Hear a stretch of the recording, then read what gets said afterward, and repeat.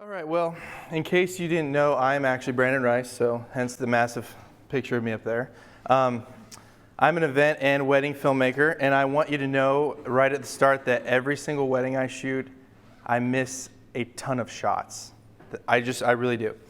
So I'm actually going to show you a wedding I shot last May to kind of start out our whole time together. So Jessica, if I can get the lights, and we'll get that rolling.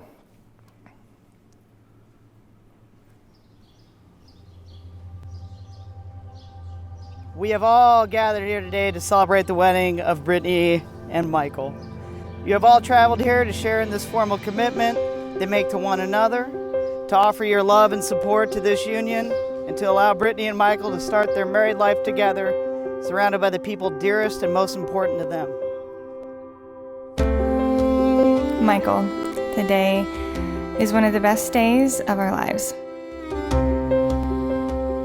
Everyone always says that you change when you meet someone and fall in love. In my opinion, I agree.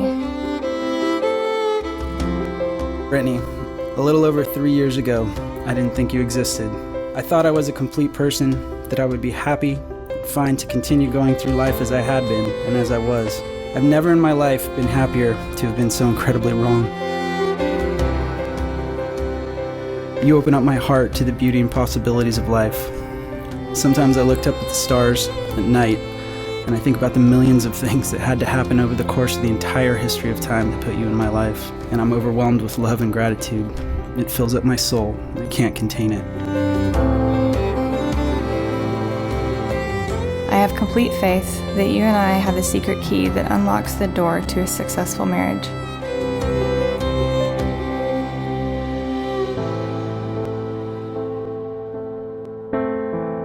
I can't wait to love you for the rest of my life, till we're ghosts, till my lungs give out, until time is completely gone.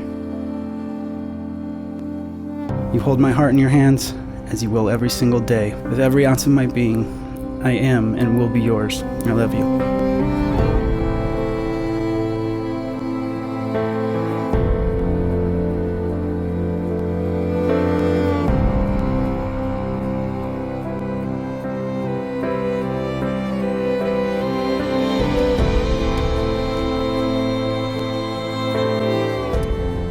Marriage is perhaps the greatest and most challenging adventure of human relationships. No ceremony can create your marriage, only you can do that. Through love and patience, through dedication and perseverance, through talking and listening, through helping, supporting and believing in one another. Marriage is not always a perfect road. Remember your faces just now. When you saw her walking up, and you lost it too. Remember that. When you had that, that like tinging, that, remember that. Today, Michael, I take you as my husband. I vow to love you unconditionally, to take care of you, and to constantly prove that I am worthy of your love. Brittany, I take you wholly and completely to be my wife. I offer you my heart to hold in the warmth of yours. I promise to walk in the light with you and to be a light for you in the dark. I vow to forever stand with you as an equal part of the greater whole that we are. I vow to be the man who would make your father proud every day. And I promise to spend every breath I take for the rest of my life loving you.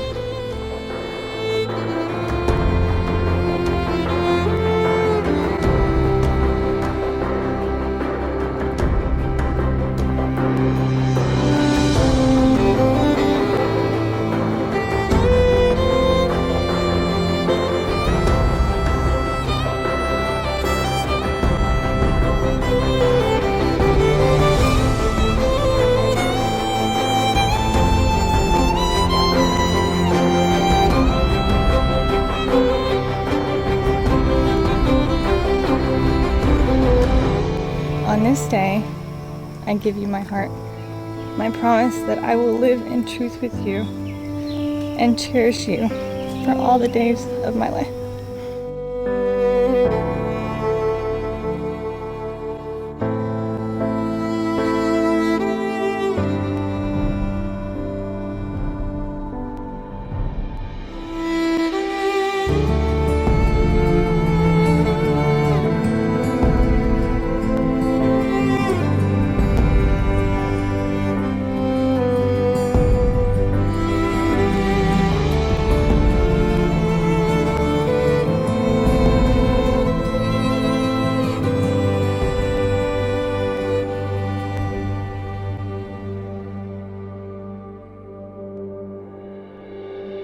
By the power of your love and commitment and the power vested in me, I now pronounce you husband and wife. Michael, kiss your bride.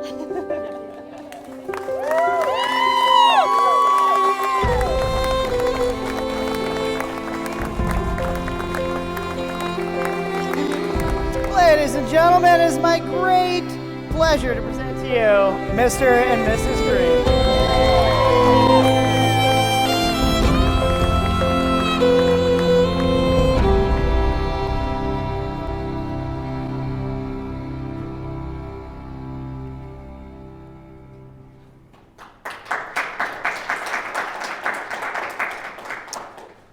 Well, thanks, guys. Yeah, that was a wedding I shot last May, and I shot it completely solo. Didn't even have an assistant with me. It was about 9 hours, and that's the final product. I want to get into a little bit of my background in filmmaking because I actually did not start out with shooting wedding films. I come from more of a narrative background. I shot a lot of short films, some feature films as well in another lifetime. So I was shooting a lot of independent films though, which if you know independent films, you have to do a ton of jobs. Here's just some of the films that I've shot. You may not recognize them, you may. Some of them came out in theaters, some didn't. Anyway, so you're wearing multiple hats: editor, producer, director, writer, so many things. Sometimes you have 5 or 6 titles.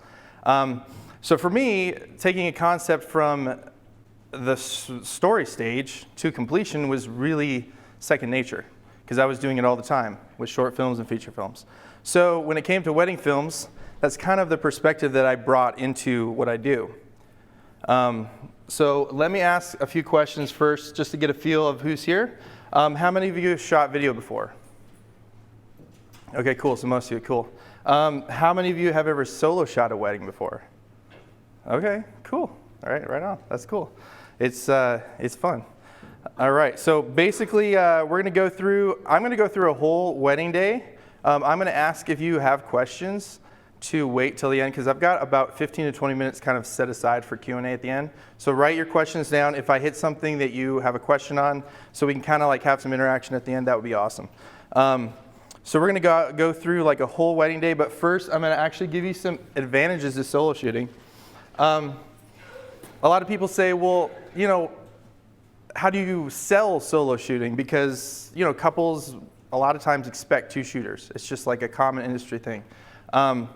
So the way that I sell it to couples is it gives me a smaller footprint, which is really important. I shoot with I usually, that backpack over there and that light stand case and things, that's usually what I bring. Maybe one other additional small bag, but it's very, very small footprint. Because honestly, like I don't know about you guys, but I definitely don't want to look like this when I'm shooting a wedding with a giant rig, right? And you don't want to make a wedding look like a movie set. I mean, come on, right? This is a couple's marriage. They don't want a huge production out of it. I mean, there's exceptions to that, of course, but most of the time they don't want a huge production out of it. Instead, you want something that's small, that's going to get the job done, and having a solo shooter workflow really allows you to do that. I actually have an example of this. There's a local videographer in my market. I will not tell you who it is because that's not professional. He's been blacklisted from 3 venues because his footprint's so big. He brings in these massive light panels. He brings in this massive crew, and it's just crazy. He's got like 3 people. And now, you know, you can still shoot with 3 people and keep a small footprint, but it's harder to do that. And again, I don't want to like discourage people from having teams because sometimes you need more people, and we'll get into some of that later too. All right, another thing that you can have as a selling point to a couple is consistent footage. How many of you have hired second shooters and then you look back at their footage and there's nothing usable or one shot? Yeah, yep. Yeah, even if they're good, honestly, like sometimes you hire people, their reel's good, and but the footage just doesn't fit especially in like the short, you know, creative edit. It might fit in a doc edit or something, but for the creative stuff, having consistent footage is really important because I know every single one of us here has a different eye. That's why I'm never gonna like, in this class, I'm not gonna talk about you should shoot a wedding this way or that way, because everybody has their own style, and that's awesome. And I wouldn't wanna impose my style on you and vice versa, but that's also with shooters. So like, your second, especially if you're like a husband-wife team, or you always work with the same second, or a lot of times you work with, this particular person, then you can probably have more cohesion. But if you're just one-off, hiring people here and there, there's going to be some issues there. Another thing is the overall client experience. This is an interesting one. It's, I try to build my brand as like very exclusive. So like if you hire me, I'm going to come shoot your wedding, and I'm going to be with you from start to finish. So the client, the couple, most of the time, is getting comfortable with me before the wedding ever starts. So when I'm there and I'm shooting every shot of that wedding, they're going to be comfortable. They're going to be at ease. They're going to be easier to maybe direct, and just the ice is going to be broken there. Versus some business models are where it's a bigger company and they're going to send out a team that's maybe never met the couple ever, and they're just going to be awkward around them, and it's just, the client experience is really great. So that's some of the advantages. Now, again, I want to preface this and say there's some situations that require a second shooter, that you literally cannot shoot by yourself. And we'll get into some of those situations as well. So I don't want to like say you should, again, I don't want to say everybody should solo shoot or whatever. This is just some things I found effective. All right, so I want to hit on some big ideas today that kind of like go beyond, the nuts and bolts. And story is what matters most.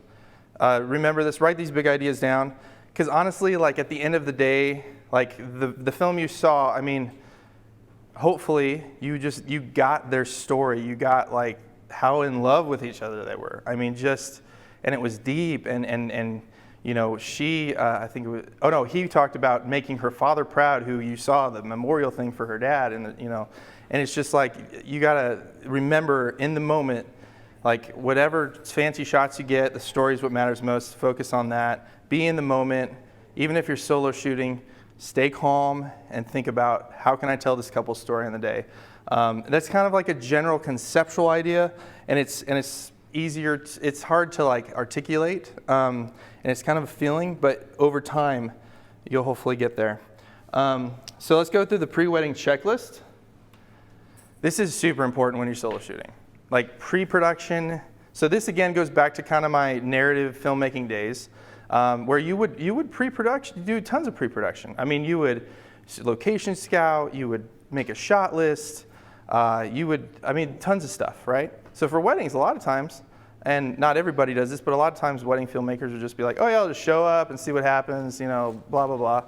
And that's not a good way to do it. Because even though I said earlier that I miss lots of shots, the key is not missing the shots that you actually need.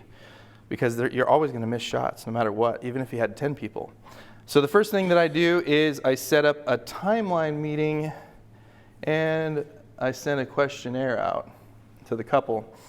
This usually happens 2 months before the wedding. I'm actually going to probably move this to 3 months before the wedding, just so we can start on this earlier. I'm going to ask questions about specific moments that need to be captured. For instance, in that wedding video we saw, I knew they were going to write letters to each other. I knew that her dad had passed away, and there was going to be a memorial thing for her dad. So I go through and I really get to try to get, I've obviously talked to the couple a few times by now, but we try to get into, there's it's kind of small on the screen, sorry, but yeah, this is basically, it's logistical, and it's also important to get details. And if you guys reach out to me, like after this class, I can send some of this stuff to you. So you can kind of have it instead of taking screenshots of the screen, which isn't always great. But yeah, this was a wedding last October. Basically, also it asks them what time I should arrive and what time I should leave. So like if they've booked me for 8 hours and then like they put an arrival time and a leave time that's like 10 hours, then I'm like, okay, well, like let's go on the timeline and see, do we need to add extra hours of coverage and things like that. I asked how many guests are going to be there. Just kind of get a feel of the scope and size of the wedding. And And then the important details of your day that you want to make sure are captured. Now, in this case, she's like, no, not that I can think of. But then she says, gives first look, dances, speeches, and I guess guest dancing. So like she actually did have things she wanted captured. And then, of course, like writing personal vows, how long the ceremony is going to be, all these, and then specific events at the reception, and then vendors. So I can reach out to vendors ahead of time and kind of get conversation going there too. So that's kind of a sample of what I do. And then after you do that, you need to game plan. This is where you add extra hours of coverage. You talk to the couple about that. You might want to add more time to specific parts of the day, like if there's only 10 minutes set aside for couple shots, that's not enough time. You need more time than 10 minutes. So, you can talk to the planner, the couple, whoever you need to talk to make those adjustments, and just make sure you get what you need. Be aggressive in a nice way. So the couple is hiring you to make something that they're going to watch the rest of their lives. And you don't want to be passive and possibly not get things that are going to make that go to the next level. So make sure you really reach out to people and are like, hey, I need this time, if you need time in the timeline. Here's another thing that we need to talk about is multiple cameras and your gear list. Okay, so you can't really solo shoot a wedding with one camera. You could, but it wouldn't turn out very good. You need at least 2 cameras, especially for like the ceremony and speeches and the specific like live events happening. So I shoot with 4 cameras. You don't necessarily have to do that, but I use 4 throughout the day. One of them I use only at the ceremony, but it's important, and I'll show you why in a little bit, why I need that one at the ceremony. So make sure that you, and I know that you're probably like, well, what cameras do you shoot on? We'll talk about that at the Q&A. But make sure you have multiple cameras, at least two cameras. And hopefully by the same manufacturer, so they have like similar color, palette and things like that. That's really important. Also, audio gear is essential, and we can talk about that a little bit later, because we're going to talk about audio a lot, because obviously I love audio, because like that whole video was full of it. Okay, so here's another big idea. It's called the 6 great shots theory. Okay? So when you're at a wedding, the day of, I know for me, especially when I first started out, it's nerve-wracking, man. Like, it's a live event. This is the only time you're going to get it, But if you can focus on getting 6 great shots in every part of the day, you'll actually have plenty of footage for a creative edit. So the categories you would want to get these in, and we're going to go through these in more detail. There's, I think, 8 categories here. Here we go. And here we go. This doesn't include, by the way, the ceremony or the speeches, which is going to be like a big part of your story, or even like the first look's not on here. So this is just, let's see, 6. Oh wait, hold on. I have one more, dancing, which we always overshoot dancing, right? So here's 8 categories. So if you get 6 great shots, like really, really solid shots in each of those categories, usually in a wedding film, you're going to be on a shot for 3 to 5 seconds, average, right? So if you get that, even at 5 seconds, and sometimes, I hung on shots longer than that sometimes in that edit, and I love slow-mo, obviously. You're going to have at least 4 minutes of B-roll, creative B-roll. That's a lot of B-roll. You can easily make a 7 or even 8 minute creative edit out of 4 minutes of B-roll. Because you're cutting back to the ceremony, you're cutting back to, and that doesn't include the first look, which is a great moment you can hang on for a while. So if you just focus on getting those 6 great shots, it's going to like just kind of release like that anxiety and that stress, And once you get those, then be more creative and be more, risky, with some of the other shots if you want. But just make sure you get those solid 6 great shots. So that's kind of a theory that I like to go by. What does a wedding day look like? Okay, we're gonna go fast through this because a wedding's pretty long, and I've got a lot of points. So in the famous words of Samuel L. Jackson, hold on to your butts. Here we go. Okay, so venue shooting. This is important because the venue is another character in your film.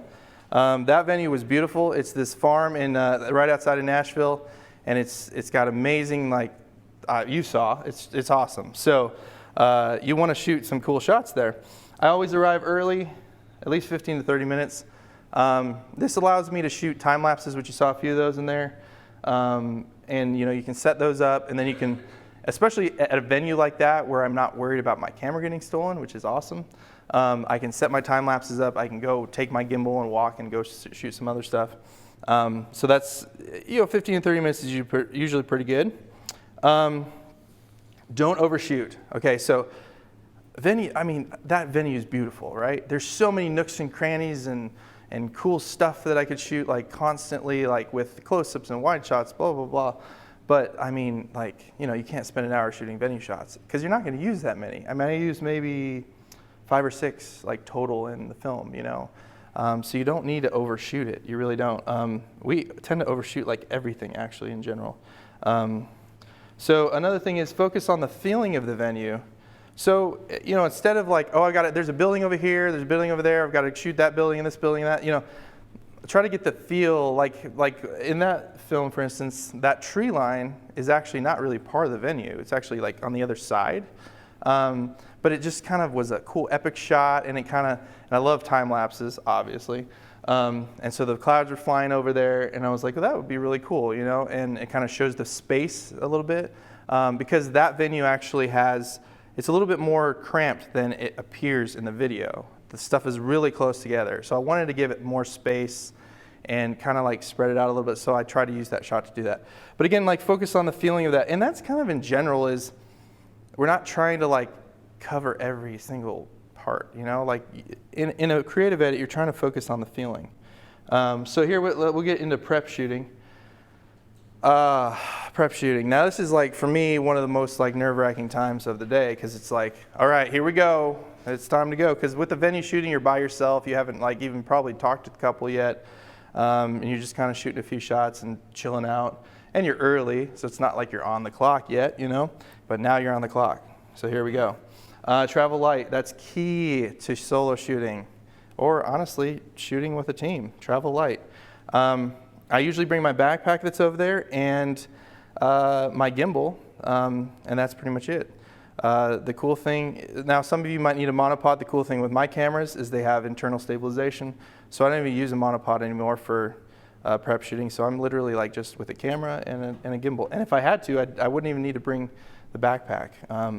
But that brings me to my second point, which is don't forget about audio. So if you choose not to bring like a backpack of gear in, make sure you bring a recorder. Because like almost all the audio in the beginning of that film was pre-record audio with the couple.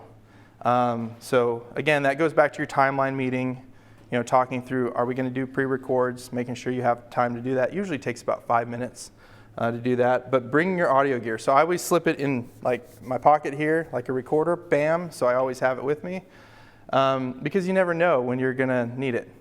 Another little trick about pre-record audio is if you're in a location where it's really loud, but your car is nearby and you have a car that has good soundproofing, like a newish car, anything from probably the year 2000 on, go in your car and do it, especially if it's not a hot day. Just say, hey, bride, hey, groom. And again, if you built a rapport with your clients, they're going to totally trust you. You're going to be like, hey, we're going to go in my car real quick. It's so many, I don't think that one was in the car, but so many of the films I've done this year, I pre-recorded in my car. It's like a little mini sound booth. It's really awesome. Let's see here. Okay, here's the most important introduction of the day. It's actually not to the bride or the groom. It is to the photographer. Because the photographer can either make your day go really great or a living hell. So make sure you make a good first impression. I try to reach out to the photographer even before the wedding day, especially if I haven't worked with them before. This is what Facebook's great for, because you can message anybody you want on Facebook. And even if they don't read it, sometimes they'll see that you sent them a message and they won't have replied. And they'll say, oh yeah, you sent me a message, that's right. One of my favorite lines to use when I introduce myself to the photographer is, hey, I'm Brandon, I'm shooting the wedding video today, and I'm really excited to create with you. So it's like, again, that whole idea of creating together, teamwork, stuff like that. So try to do that as much as possible. Obviously, there's situations where even if you make a good first impression, you're going to have tough times. I had 2 last year that were like that, but thankfully only 2 out of about 30 weddings. So here's one of the most common questions that I get about solo shooting is how do you shoot like with the bride and groom when they're in separate locations, right? Because like a lot of times, the bride will have this bridal suite at the venue, and then like the groom's maybe getting ready at a hotel somewhere else or whatever, right? There's a couple ways to solve that. One way is if your timeline allows for it, you can always like hit the groom first, wherever he's at, because honestly it takes 10 minutes to shoot some shots with the groom and his guys hanging out, drinking beer, whatever, playing pool or video games, So you really don't need that much time with them. Whereas with the girls, there's a little bit more going on. There's more details there with their dress and stuff. So you need more time with them. So when I can do that, that's awesome. In this case, in the film that I showed earlier, they were actually on the same space. So like it's a venue that has a place for him to get ready and her to get ready. So I could just bounce around between them.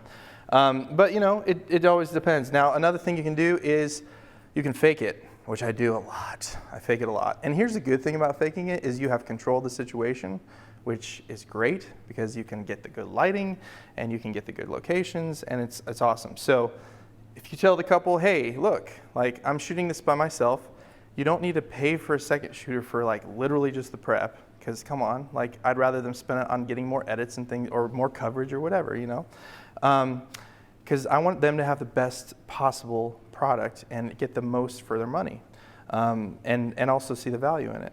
So you can tell them, hey, look, we're going to be in separate locations. I understand that. So what I need is the groom to come to the first look location or the ceremony location 10 minutes early before he's actually needed to be there. And you literally can go to a window inside of a church, or you can go outside, in a cool area, and I grab the groom's coat and say, all right, dude, go ahead and adjust your tie. Cool.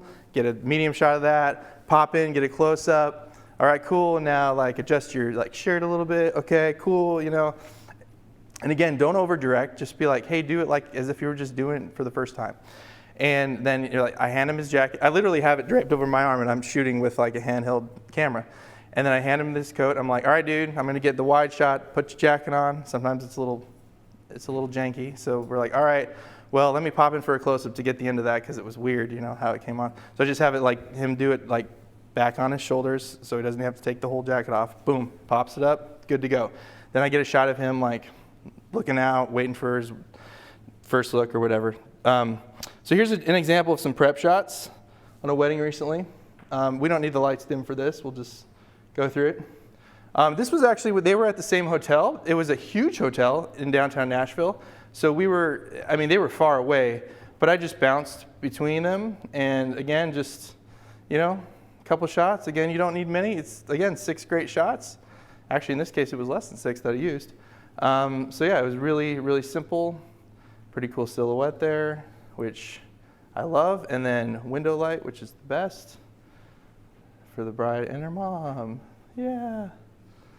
And then, yeah, there's the lookout. And for these, when you direct, your couples, it's really easy to over direct them. And you just have to make sure that it's natural and just say, hey, just look out and just give me whatever you're thinking of. Like don't like, do a cheesy smile, but just do whatever feels right, All right, so let's go to the first look, which is like one of the pillars of your film a lot of times. I love first looks. I just absolutely love them. I think that it gives the couple a really cool moment. It obviously gives us filmmakers a great moment. One of the biggest things is to keep it simple. You're going to hear me say this a lot.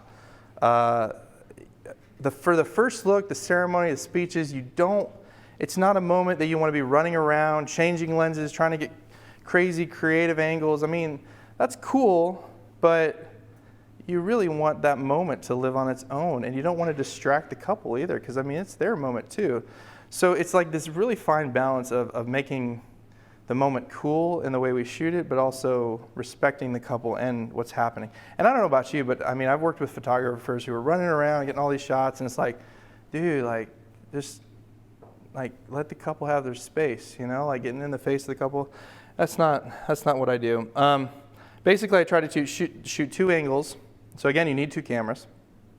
I put one on a tripod and then one handheld or on a gimbal. Make sure that you have a clear shot the entire time as much as possible. So you definitely need to bring a tripod, because a tripod will act as your second shooter for the first look. And I'll show an example of this in a minute. You can usually frame this up in advance, because usually the groom is there already and you kind of place him, you know. And then it's either he turns around and walks toward her, or he turns. I try to get the couple close, because I also love the audio of the first look. So if they're far away from each other and that happens, then like the audio is just not going to be as dynamic. You're not going to hear necessarily her reaction. So I try to, and the photographers usually like that too, better too, because then it's easier for them to shoot multiple angles. Okay, that actually brings us to this point. Game plan with the photographer. So like, even though you've made that introduction, always communicate, especially if you're solo, because you don't have another person to jump in and get another angle. So I actually show the photographer when we're set up my framing on my tripod shot. I'm like, this is a static camera, and just please don't go in front of it, just go behind it. And I don't like bring it up close to the couple like this, you know, like I'm back far, I'm like on a 50 or an 85, you know, shooting down. But then I also make sure that it's not so far back that the photographers can't get shots. So you got to kind of like figure that out. And for every first look, it's going to be a little bit different. That's why you've got to have a solid lens bag that you can get some different depths and stuff. So yeah, make sure that you do that. And also, don't forget to record the audio of the first look. I don't have a point for that, but it's a note I made. You'll see in a second, audio is our gold. It really is. Like, you know, and there's some, you know, filmmakers who do a good job just using kind of like a more music video style, and I think those are cool.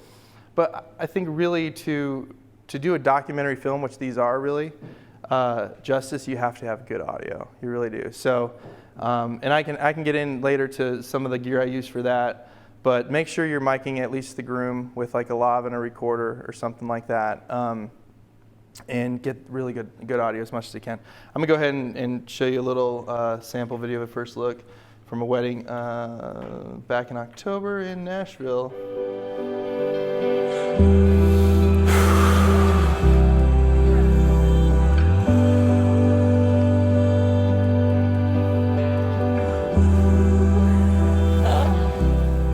Oh my God. Yeah. So yeah, that's just, again, just a wide shot, tripod shot. Oh my goodness, I'm sappy. Look at me back. That is a beautiful dress. Why are crying? I love you. I love you so much. So yeah, there's a first look, and it's a beautiful moment, you know? And the cool thing about having a close-up shot and a wide shot is that I actually chopped that first look down. Like, there's probably 5 more seconds that could have been in there from the first part to where they finally hugged again. Because what is the couple constantly doing? Hugging, kissing, looking at each other, right? So you can use one of those hugs, and you can then edit to another hug later on if you need to, and it's seamless. You don't even realize that there's an edit there.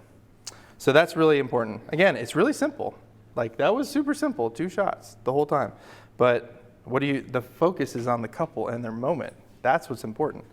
Okay, couple session. This is where we get more creative, which I love, by the way. This is the couple session. Sometimes this happens after the first look.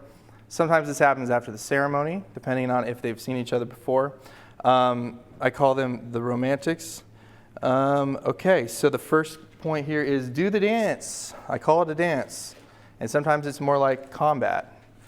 And that's with the photographer, but usually not. So the photographer is going to obviously want to pose the couple in pretty, not necessarily traditional, even if they're like more of an artsy photographer, their poses are going to be static for the most part, because that's what they're doing. They're shooting stills. So when the photographer's posing them in static ways, like snuggle up, look at him, do this, shoot close-ups, because the close-ups are going to show those emotions and things like that. So whenever the photographer's posing them, for the most part, I'm shooting close-ups, because that subtle motion is going to look really good on video in a close-up shot, but in a wide shot, you're not going to see any of that. You know, you need those big moves like the couple running in the grassy field or whatever in that first video. You want those moments in a wide shot, but you don't want those moments or like static moments where they're just snuggling up like in a wide shot necessarily. So make sure you do that. And again, photographers will forget about motion because like they are not filmmakers. And I'm sure there's some photographers in here, so please don't take offense to that. But seriously though, like they're not necessarily like thinking, I mean, they'll maybe do a walking shot or something like that, but for the most part, they're thinking more like intimate, like still stuff, you know? So again, don't be afraid to jump in. Like again, hopefully you've established good rapport with a photographer. And my thing is for the most part, when you're doing a session like this, you're going into different spots, whether that's 3 or 4 or 5 different spots, right? So when we're in a spot, if I think of something as we're shooting, which is great because if they're posing first, you're able to take all that time and like kind of set something up in your mind of what you want to do for a video shot. So make sure you're thinking of that while you're shooting your close-ups and stuff and just, you know, getting that stuff handled. So what I say is I jump in and I say, hey, real quick, I just want to do one thing with them real quick before we move on. And I always say one thing. Even if you actually really want to shoot 2 or 3 shots with them, always say one thing because you almost always get a pass for one thing. And then, you know, once you get rolling, the photographer will probably totally forget about the fact that you said one thing, and they'll probably love what you're doing if it's a cool shot, and they'll just roll with it, you know? So it's like, okay, let me do one thing. Okay, now you guys go over here, you come together, or whatever you want to do, and then you use your gimbal and get a cool wide shot, or whatever you're shooting on, get a wide shot, or even get a close-up if you want to do something like that. So again, it's the dance. It's tricky. Okay, so I kind of touched on this earlier. Don't forget about close-ups. Okay, when I got a gimbal, I just wanted to shoot everything wide shot because it was cool, right? So a lot of times we'll get like a cool toy like a gimbal or whatever, and we'll be like, oh, I got to shoot everything like wide shot and epic and stuff. But like if you miss the close-ups, you're going to miss the emotion the couple has, the laughs, sometimes the sadness, sometimes the connectivity that they have. Again, it's all about the couple. So try to remember that. Also, like, and we're coming up to another big idea here. So I don't want to jump ahead too much, but make sure that you're getting stuff that's going to be good to stitch together. So, try to get stuff that's telling the story. Like if the couple is like kind of looking at each other, and you'll see this. I'm going to show an example of this in a minute. If they're looking at each other, and she's got the flowers dangling. Like shoot close up with the flowers. Insert shots, so you can kind of like build a moment with them, you know? Shoot one shot where he's looking at her and she's looking at him, so you can kind of build like a scene with that. And that again goes back to my kind of narrative filmmaking days where you're actually working within scenes versus like a montage style, which is what most wedding films are. Again, insert yourself. I kind of talked about this earlier. Make suggestions with the photographer. Don't be afraid. The couple hires you to make a great film for them. They also hire the photographer to make great photos for them, so work together and make sure that you work off of each other's suggestions. Here's just a sample of some romantic shots. I literally just like threw these on a timeline from a recent wedding in South Carolina, and see there's some wide shots, close-ups, different things. That was really cool sunlight that we had. This was cool because they didn't want to kiss before the ceremony, and I said, fake kiss, and you'll be out of focus, and it worked out pretty well. So again, this is like a medium shot and then a close-up to kind of create a scene there, which is cool. You know, so some cool shots. Again, get those body language shots, like insert shots, like hands holding, things like that, are really important, and they're really going to take your stuff to the next level for sure. And again, you can do this solo. Like, I mean, I literally just have 2 cameras when I'm out there. I have one on the gimbal, and I have one with like a 50 or an 85 for the close-ups, and I'm just soloing it. All right, so here's another big idea: shoot for the edit. So my first background was an editor before I ever shot anything, which was really helpful for me because I got to take the pieces that somebody else shot and then like see it, see it work out. So when I'm on site, I'm actually thinking, how is this going to cut together, like back in the editing suite? So like again, it's creating scenes within your films, because like if it's just completely montage and you're not actually able to like stop and have a little scene here and there, I mean, is it a film? I don't know. Is it a film? Maybe it is. Maybe it's just a montage. So I'm going to give you an example of this. This is actually from the wedding video we just watched in the beginning. And, you know, the bride was kind of getting ready and getting her hair done, and she says to me, I really like those clocks on the wall, right? And I was like, well, I want to make like a scene here because, like, you know, it was just her alone. We had some time and stuff. So I'm like, okay, well, I want to kind of reveal the room a little bit with a wide shot. And then I'm going to kind of try to implement, she's, you know, drinking a mimosa there. And then she's also got her initials on that shirt. So I was like looking at all those little like insert shots I could use. And then I just kind of, and I shot more shots than actually made the edit. And her ring's there too. And then there's the clocks, and then back to her out of focus with the clocks. And we're just literally creating like a little moment here, a little scene. I mean, it's, you know, 6 shots or whatever it was. But again, just try to be looking for those constantly as you're in the day. Like, how can I like create a scene out of this? Like, even if it's as simple as a wide shot and a close-up of the groom putting on his jacket. I mean, it's so much more interesting than just a single shot of him putting his jacket on. And you can easily do it, even shooting solo. All right, ceremony shooting. Again, this is like one of the biggest questions I get asked constantly on the internet, from other friends. Like, dude, how do you shoot ceremonies by yourself? Like, how is that even possible? It's possible. First of all, tripods are your friend. Just like with the first look, you need to have tripods. I have at least 3 for a ceremony. You can do it with 2, like I said. But I at least have 3 because I shoot 4 cameras for the ceremony. This is really important for the processionals, entrances, and the whole other thing. The whole other thing? Is that even a thing? The whole rest of the ceremony? Whatever. Anyway, you don't need every angle. Okay, so I was talking to somebody recently that said, it might have been you, Charlie. I think you said you shoot like with 5 or 6 cameras, right?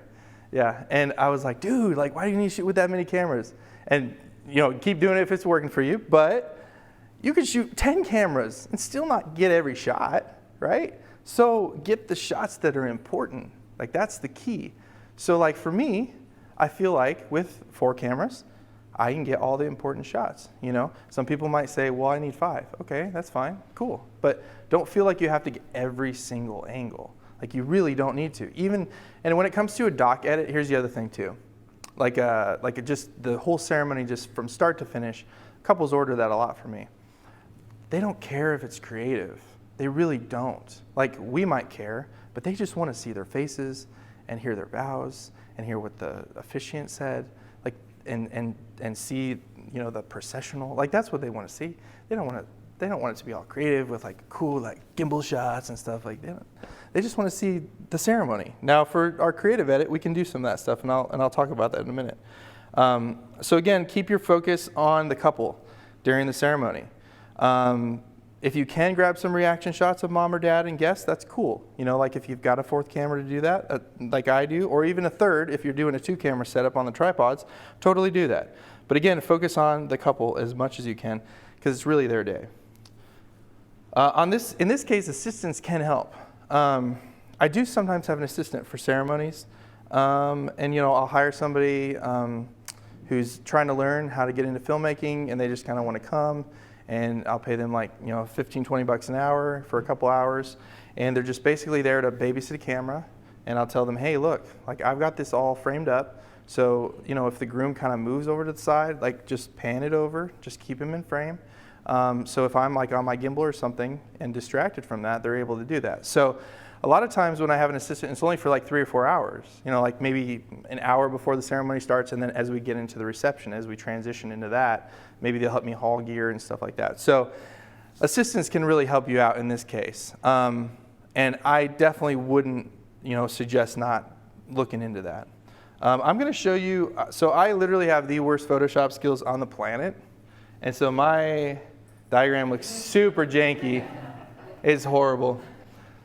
But you know, whatever, does the job. Okay, so this is how I shoot a wedding. Hopefully you guys can see it well. My A camera is going to be a close-up 2-shot on the bride and groom, which you saw in that film earlier. I use that a lot because it really gives you can see both their emotions. You can see the officiant too when he's talking. It's a great shot. It's beautiful. The B camera is going to be like a wide safety shot, which you can you can roll on and cut back to if you're moving framing on any of the other shots or anything like that, especially for their dock edit. That's really important. And also just to show off the space. Sometimes you're in this beautiful church or something, you want to show the space off. And in some cases, like in churches, like I'll put that on the balcony just to show this huge, like enormous shot of the church. It's really cool. So that wide safety shot can go right next to the A camera on a tripod, or it can go somewhere else. Like sometimes it's off to the side. In a minute, I'm going to show an example of a ceremony, and you'll see it's kind of off to the side a little bit more and a little higher than like what the A camera would be. But you can kind of play with that. That's your wide safety shot. Always remember your 180 line rule too when you're shooting ceremonies as much as possible, which basically means you want all your cameras to be on the same line, like the same plane. So if you're like shooting back towards your cameras, if you're editing to those shots, it's going to look a little weird. Now I know there's situations where like that's the only thing you can get. There's crazy venues that have weird rules. Trust me, I have one in Nashville that's like that. So you got to take that with a grain of salt and think on your feet on that stuff too. The C camera, actually, that's the one I just recently added as a third tripod shot, is a medium shot on the bride and the officiant. It just gives you another angle, especially if the couple is like facing the officiant as he's like charging them. You can't see his face from a camera, but if you have one on the side, you can see his face, and you can kind of see like the side of the groom's face too, or the side of the bride's face, And then of course, when they're saying their vows to each other, it's a great shot of the bride, which is awesome. Always focus on the bride because you got to make her look great. And then the roaming camera on the gimbal, that's for creative shots, and also during the processional. You'll see here in a minute, I use that to catch the people as they're walking in.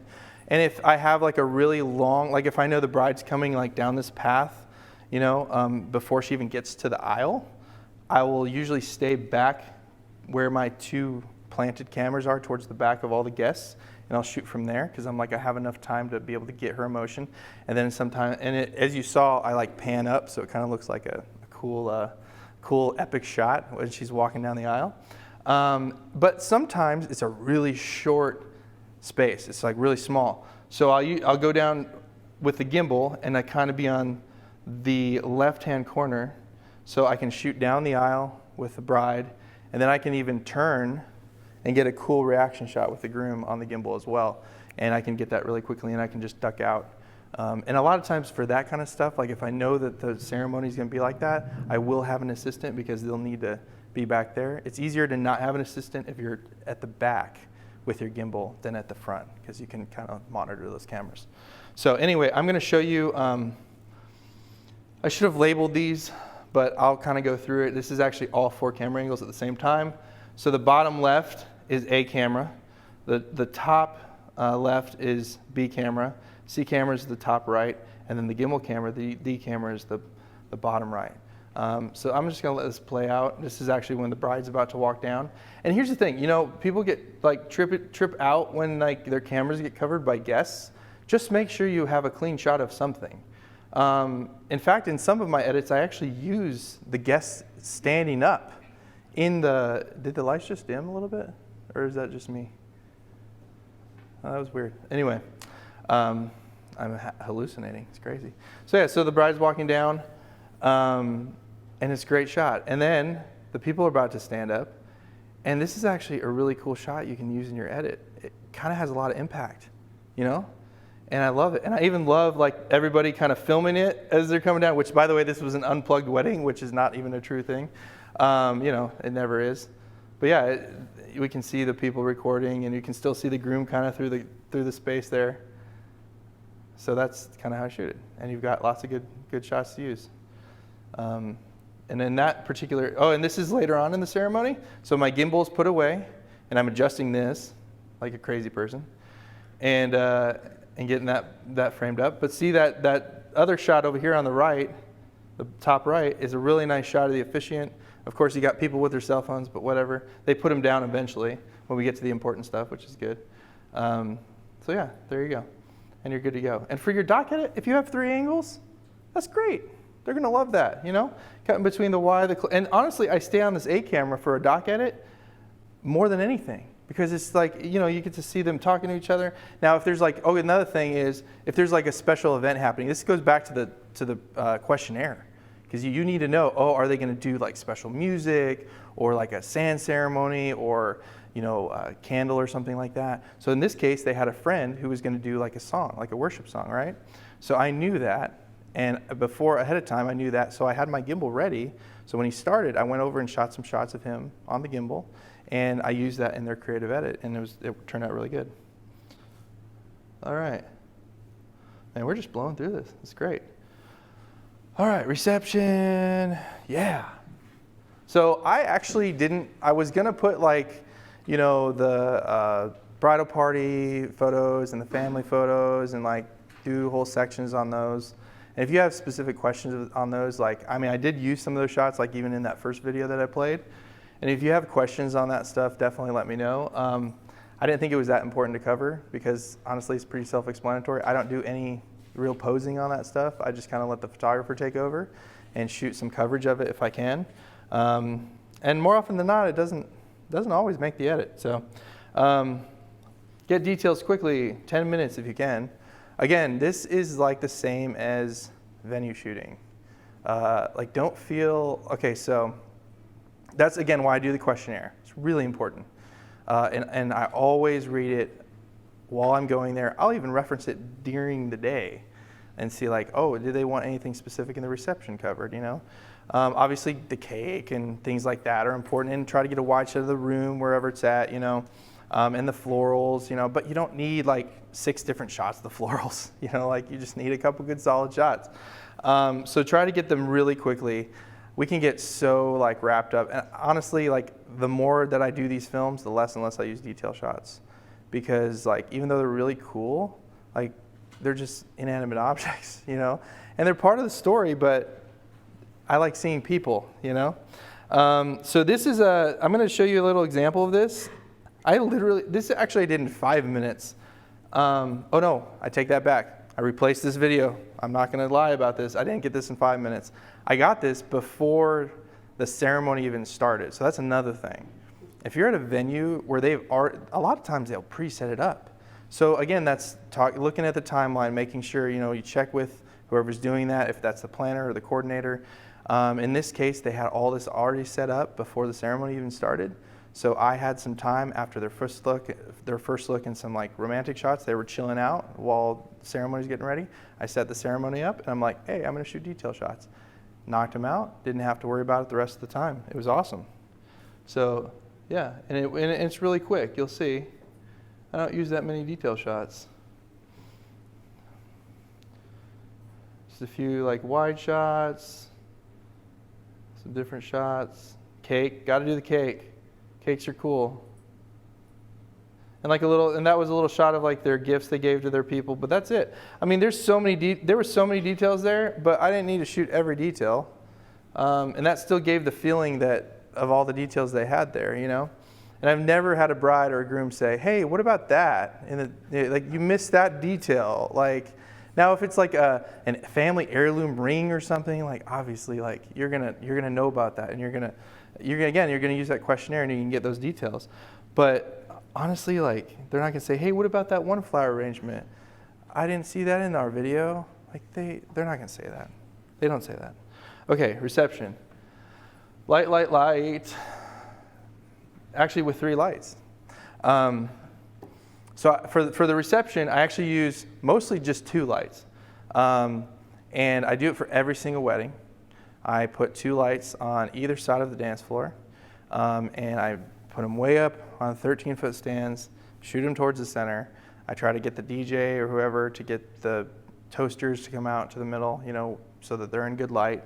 And then I use another light panel for detail shots when it's dark. Now obviously in that case, it was daylight, so I could shoot details without a light, which was great. But in some cases, you're gonna need a light in a dark room. So I have this other light that's called an ICANN light. It's like $140, real cheap. And it has like 3-hour battery life, and it's about that big. It's got a nice wide beam. It's beautiful. It's a little softer than the lights I use for the reception, for the dancing and stuff as well. But honestly, lighting is gonna like really take your stuff to the next level. There's so many great wedding filmmakers that I watch their stuff and I'm like, oh, this is amazing. Like it looks so good. And then it gets to the reception and it's just like, what? Like I can't even see what's happening. Or it's like, they'll use that. And no disrespect to the Sony users in here, they use the A7S or whatever, and then, it's like, oh, it can see in the dark. Yeah, but it's just all one light thing. There's no contrast. It's just looks like a blob. So you can see people, but it doesn't look very good. So light your stuff. It's really important. And again, when you're solo shooting, I put my lights up pretty early, right after I do the audio, which I should have had the audio first, which is the next point. But I put the lights up right after I get the audio hooked up. And in some cases, I'll put the lights up prior to shooting detail shots if I have time. In some cases, I'll shoot details, then do the audio, then do the lights. But literally, with the way the kit that I have, it's so easy to just screw them on, pop them up, and they have a remote control, which is amazing. So you can turn them on and off, change the intensity, blah, blah, blah. It's great. So anyway, I will tell you all about those lights. And actually, I will have my email address. You can actually email me at the end, and I'll send you all my gear list, which is helpful and easier that way. Again, audio is still the most important. Audio is our gold. It's always our gold. And make sure that you talk with the DJ or the band person, whoever it is. I'm now using an audio splitter, which is really helpful to split the signal before it gets into the board. And then also always have a backup too. I'm wearing a lav right now, and I take one of these lavs with the recorder, and I literally put it on top of the speaker, and I just drape it over the top. And that has saved my butt so many times. I'll tell you what, it still gives a little room ambience, but it works, and you take a little of that reverb out and you're good to go. So don't ever trust anybody else for your audio. Make sure you have as many ways to capture audio as possible. And, again, that's the ball's in our court for the audio stuff. And it's really, and again, it takes literally 3 minutes to set up your audio. It's funny because I talk to people that, are like, how do you solo shoot? My second always takes care of all the audio stuff. I'm like, well, how long does your audio stuff take? Half an hour? I don't understand. It's so quick to do this stuff. And the technology we have now is amazing, where it's so fast and easy to do. One of the other things is don't overshoot dancing. I mean, come on. You get back to the editing and you got 2 hours of dancing, right? I do sometimes, and it's brutal. So now I actually don't mind even taking a second to take a break, especially if you're solo shooting. You've been on your feet for 9 hours a day or that day or whatever. So don't overshoot the dancing. Now when the couple's out there, shoot as much as you can, because you're going to want to get those shots, or if the grandma goes out there or whatever, just be aware. And always have an eye line towards, unless you're using the restroom or something, always have an eye line towards the dance floor. So you can see who's coming in and out, because a lot of times in weddings, it'll just be the same 5, 6 guests on the dance floor, most of the time. But then the DJ will play something cool, and all of a sudden the whole place gets in there, and you want to be there for that, That's another thing that's nice about having that remote control for the lights, is you can turn them on and off while, you can turn them off while you're not shooting, and then once, different people come on, pop them on, start shooting, you're good to go. So I know I overshoot dancing a lot, and I still do, but you definitely don't need to, because honestly, they're not going to be, unless the couple is and I'll actually show an example in a minute where the couple was look, the dancing is the most important thing, one of the most important things. We have this amazing band coming, and we really, again, that goes back to the pre-planning, just making sure that what's important to them. And so if that's the case, then do overshoot dancing, because you're going to want as much footage of that as possible. Of course, it goes without saying, constant communication with the photographer. So for the entrances, for the dances, for the speeches, constantly communicate with the photographer, because, they can ruin your shot. You can ruin their shot. You really can. So just make sure you're all on the same page. For the speeches, usually I have a close-up lens, a 7200 on the speaker, on a tripod, and then I have a 50 millimeter, 35 millimeter on the couple. Most of the time they're sitting down. Now if they're next to the person doing the speech, then I'll have the tripods kind of side by side like this. And if they're sitting somewhere else, I'll kind of focus up the couple shot, hit record, walk away, and then go kind of sit on the speaker shot for most of the time. I might go back and check occasionally or whatever, but again, just get 2 angles of that. Again, with the first dances and stuff, I actually don't have an example video of this, but what's really cool is I tried to have a locked off shot that's like a wide shot of the first dance or the father-son, or father-daughter, mother-son. And that's just for the doc edit. I don't use that in the creative really. That's just if they want a doc edit of that, like the full dance. But I use my gimbal for the beginning, and then I use a hand, again, if you have the technology to have that in-camera stabilization, it's amazing because I just pick up that camera, I shoot handheld, like with a 50 or 85 and get those close-up shots. So you literally are having two angles of that. And again, it's way more interesting to see something from two depths than one depth. So always be thinking about that. I do like receptions though, like especially after all the events are over, like when it's just a dance party, like that's some of my favorite, like, and you can get crazy risky and creative. This example is not that risky or creative, but it was fun because it was a great band. And you'll see some of the examples of the lighting I use as well. So I'll just play this real quick. And I had to leave the music in it too because it's awesome.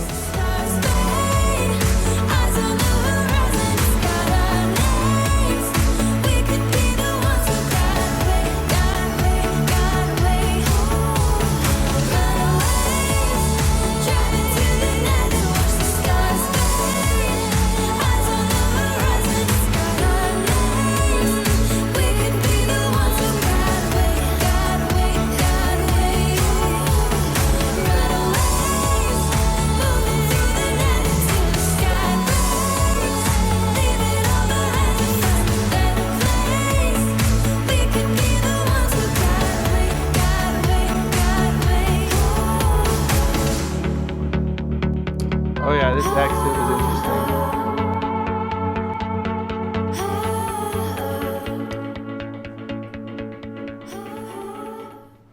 Yeah, that exit was a little weird. We were trying to figure out where to do it, and then I like realized I didn't have the camera lens I wanted, but I was like, okay, I'm just gonna shoot it like this, and then I jump cut it at the end. I was like, whatever, it works.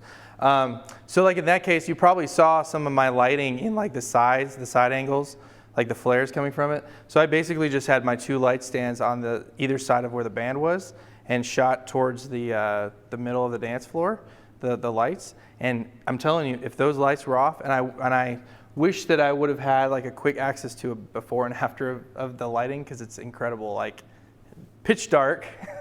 And then, oh wow, that looks awesome, you know? And I always tell couples, I'm like, you know, when you see a scene in a movie, like they're at a club and they're dancing, I'm like, it's not lit like a club's actually lit. Like it's lit like a movie set's lit, you know? And so I talk to the couples about my lighting and stuff in advance as well.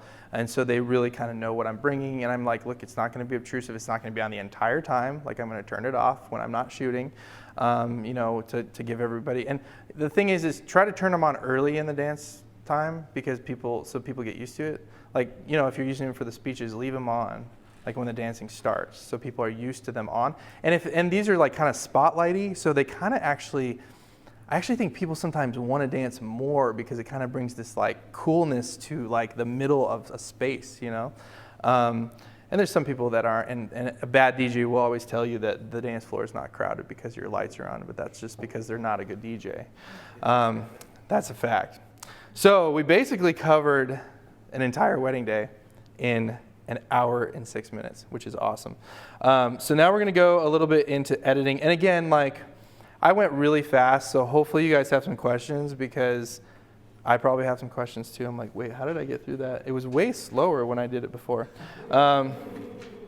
So we'll get some good questions going as well. And actually there's some really good filmmakers in here that I would love to hear their input as well on some of the questions and just kind of get some dialogue happening. That's the best kind of learning because I learn too as well. So editing, so I'm gonna just blow through this because this is not an editing class. Amber and Garrett did one yesterday and I think it was yesterday or 2 days ago. My brain is mixing up the days. But anyway, I'm just gonna go through this a little bit. Obviously organization is super key.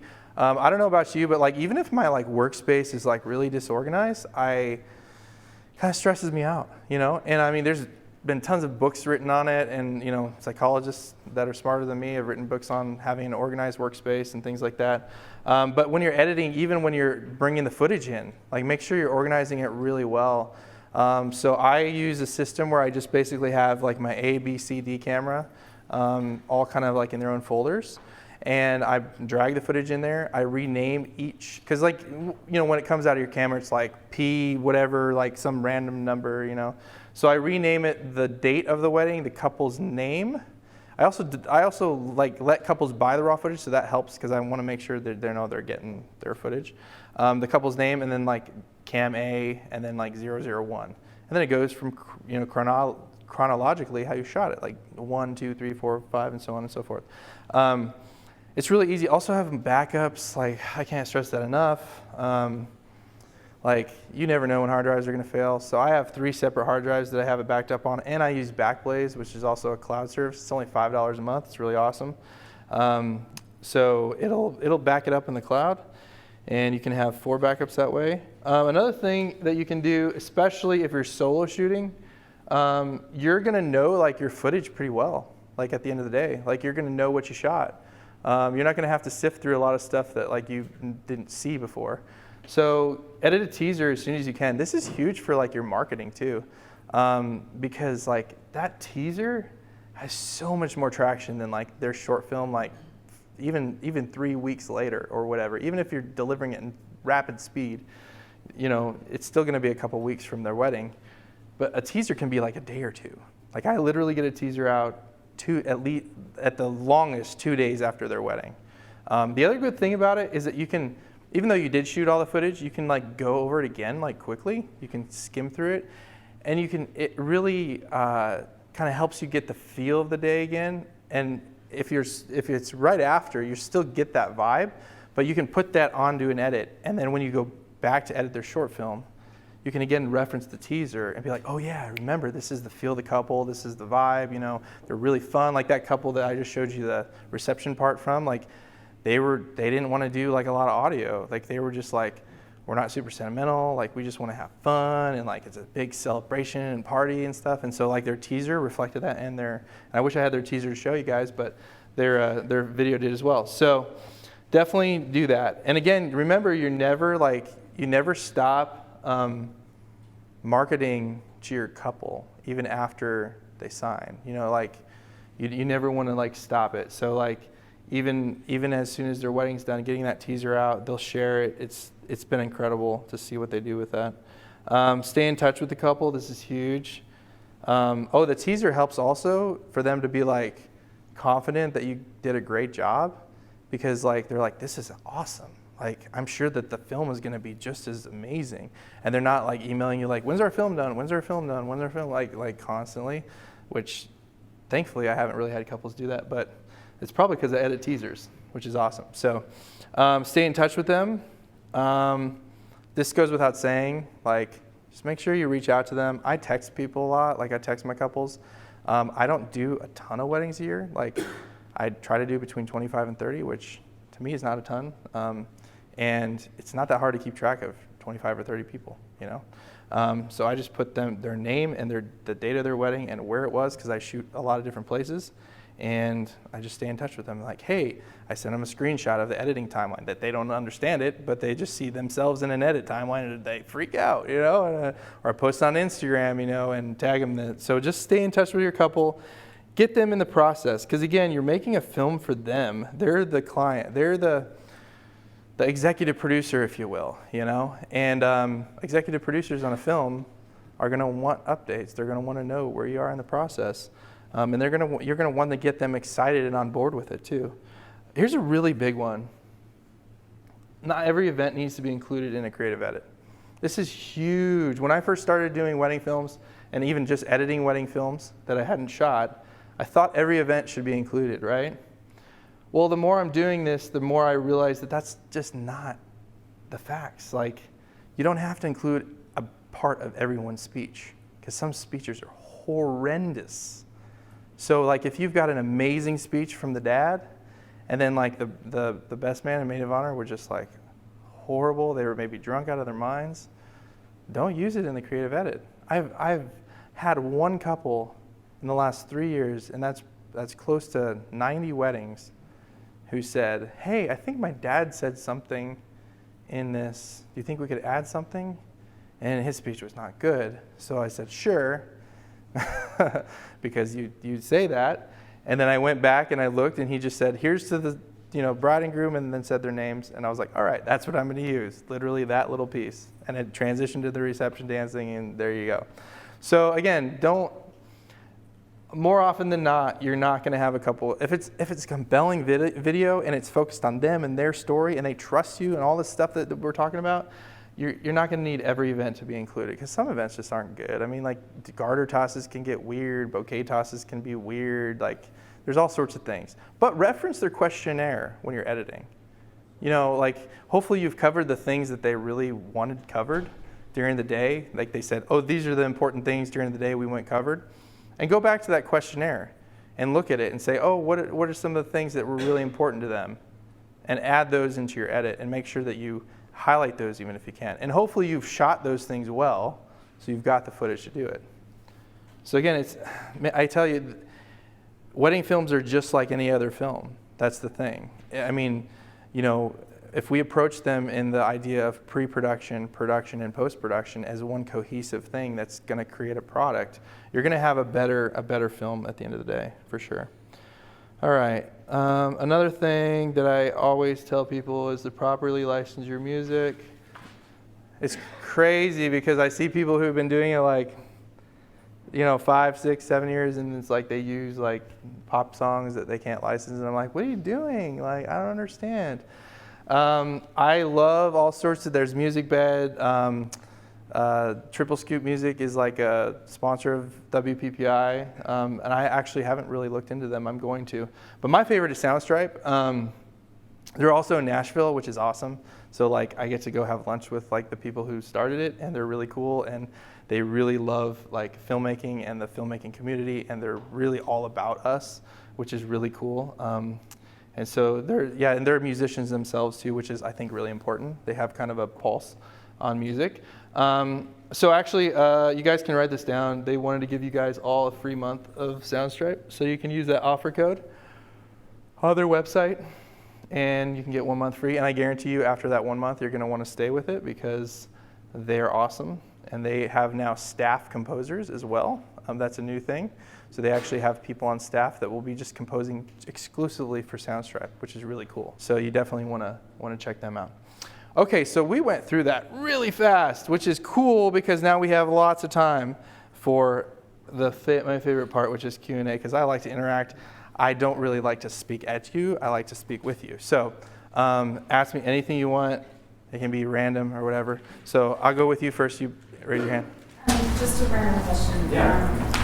Do you make a list of basics for your clients to check off in terms of like what's most important to capture? Because I'm a wedding photographer, and I started getting into photography. So I've done that before for my clients because I know the basics of what they need. And I feel like they just go and they're like, yeah, everything sounds good, capture everything. So it's like, how do you really, and how would they even know what to tell you if you don't have a list? Because this would be their first time doing it. So Yeah, totally. That's a great question. I don't do a list only because I think what you said is right. I think they'll just check all the boxes, and you're like, okay, well, I guess I'm just going to do this for every client then. Like, what's the point of doing this? By the time they get the questionnaire, I've talked to them quite a bit about their wedding. I've asked them about the day, about the venue, about what they're excited about. Like, I'm starting to try to get those things in their mind like early on. So when it comes time to do the questionnaire, like they usually have some things that they've really keyed in on because we've even maybe discussed it already. And I don't really want them to list a whole bunch of stuff like that's just like basics. Because like I even tell them, I'm like, look, I'll get the basics. Like I'll get the speeches, I'll get the dancing, but even if the speeches are like the most important thing, definitely put that down, but I will definitely get that, and they've seen my work, so they know, what to expect as well, which is great. But yeah, I mean, I wouldn't necessarily do a list because of what you said. I just kind of leave it up to them. And, sometimes they don't, even that one that I showed, she says, not really anything. And then she like goes on to list like 4 things that she actually wants captured, which is funny. But sometimes they just put not really anything in particular, just the basics. And it's like, okay, cool, So that's more for like very specific things. Like Brittany, the bride that was in the first video that I showed, like she very specifically said there is a memorial plaque for my dad in the front row, And I knew that he had just passed away like a year prior to when they were getting married. Because again, I followed her on Facebook. That's an important thing with your clients, is like interact with them on a personal level. We're making like films that are going to tell their story, so we need to know who they are. And that's really helpful because I knew her dad had passed away. And I had even just like, had even offered some condolences even on there, even before, we shot the wedding. So yeah, I hope that answers your question. Cool, awesome. Yes? Do you ever use an in-house photographer who works with your company? I do not do that. Is there a reason? Because I really think that every company should have a specialty. I'm really big on that. So I refer other photographers if I'm hired prior to the photographer, and I've got some great ones I like to work with locally in Nashville and other places. So yeah, I refer people out that I really feel comfortable with working with. But I'm not looking for my brand to be all service. I want to be like film, and that's kind of what I want to focus on. So that's a good question though. Any other questions? Yes. What do you use for marketing, and do you chase your clients? Like if they're kind of interested, do you follow up with them, and like how often do you bug them? That's a lot. That's good. Marketing, I've done some Facebook advertising and some Instagram advertising, and it hasn't gone well. The leads I get from those are really just not my ideal client. They're not the clients that really care about video much. They might have seen a video, on the side of their screen and like, oh yeah, sure, we'll get a wedding video. The word of mouth thing is really big. So like that's really the best marketing. If you start making really, really impactful videos that your clients just love, like they're gonna share them. They're gonna like spread the word, And marketing doesn't stop even after you deliver their film. I am friends with brides from 4 or 5 years ago, and even vendors I've worked with, and I'm just constantly interacting with them on social media.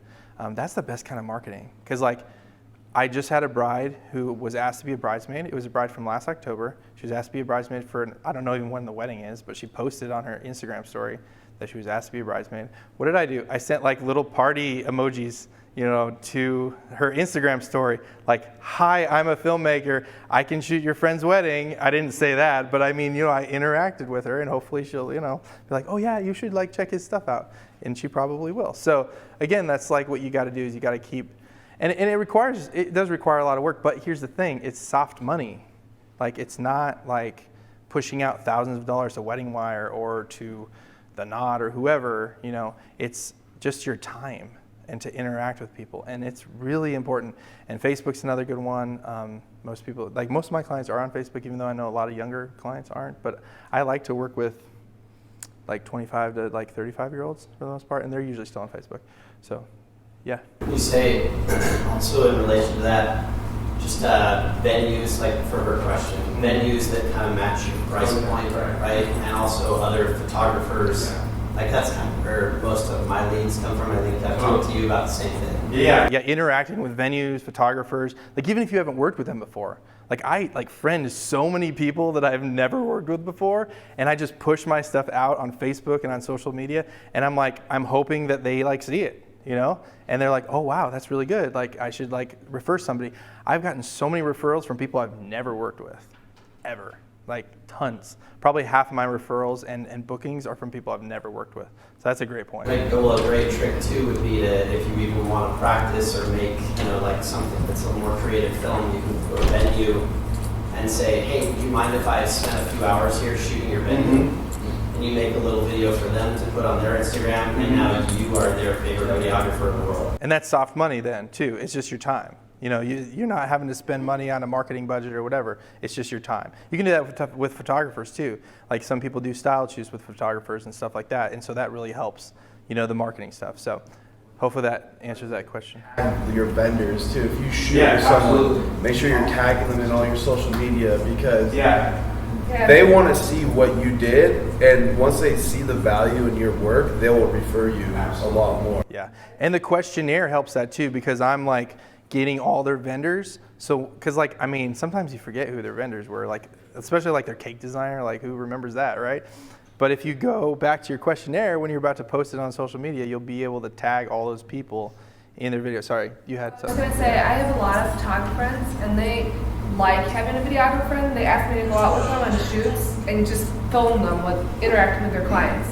Yeah. And it's like super easy. I just go out for like an hour, they're interacting with brides. It doesn't even have to be a wedding, it's a model shoot. Right. Or I just do something like a day in their life, I give it to them, and then right away I get clients from them because they have this video, and then people watch their video and they're like, who shot your video? And they're like, oh, this person did. Yeah. And all it costed me was just my time. Your time, yeah, exactly, yeah. Yeah, especially when you're starting out, like some of that stuff is super helpful. Once you get that ball rolling, like as far as like once you get those contacts and things like that, like those are gonna just kind of like, it's gonna snowball. Like you're gonna, like that photographer is gonna work with you, and then another photographer is gonna hear about you because they know this photographer, and it's just gonna go on and on and on. It's nice practice too, you know, like if you mess up on that, It's not a big deal. you know, it's free, they're not gonna say anything, so you know, well, and you just tested out your gear, and you just tried some new stuff, and maybe it was good, maybe it wasn't. And always try to get new content, even if like you have a lull of like a couple months of like weddings. Like I know for me, like March through like June is like huge, like tons of weddings, right? But then like in the beginning of the year, there's like hardly any weddings. So I just finished my backlog, but now I'm like, okay, what like projects can I push out? Like I just shot a love story with a couple, and even though their love story is not completed, I cut together a little clip to post on social media just because you want to get content out there.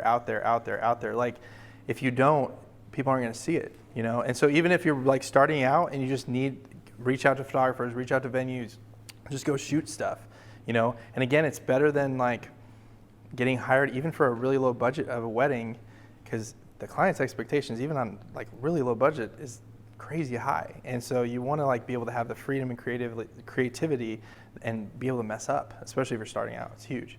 Yeah.